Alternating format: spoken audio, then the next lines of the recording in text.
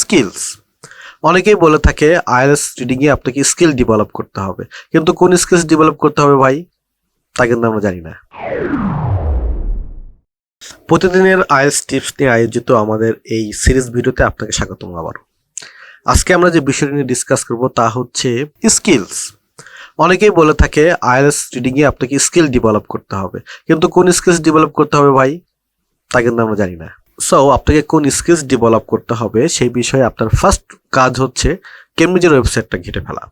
www.ielts.org তে যদি আপনি যান তাহলে দেখবেন টেস্ট ফরম্যাট, এবং টেস্ট ফরম্যাটে আইএলটিএস রিডিং এর চ্যাপ্টারে গেলে আপনি দেখতে পাবেন যে সেখানে প্রতিটা কোশ্চেন ওয়াইজ স্কিলগুলো ডেসক্রাইব করা রয়েছে।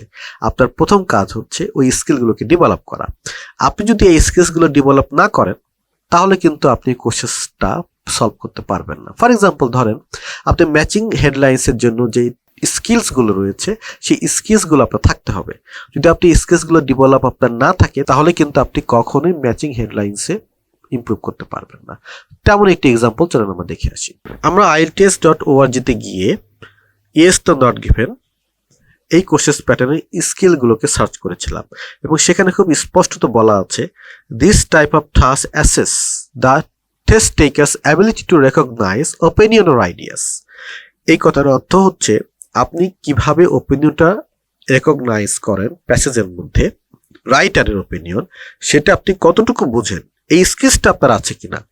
এই স্কিলসটা যদি আপনি ডেভেলপ না হয় তাহলে আপনি এই টাইপের কোশ্চেন অর্থাৎ ইয়েস তো নট গিভেন টাইপের কোশ্চেন কখনোই পারবেন না।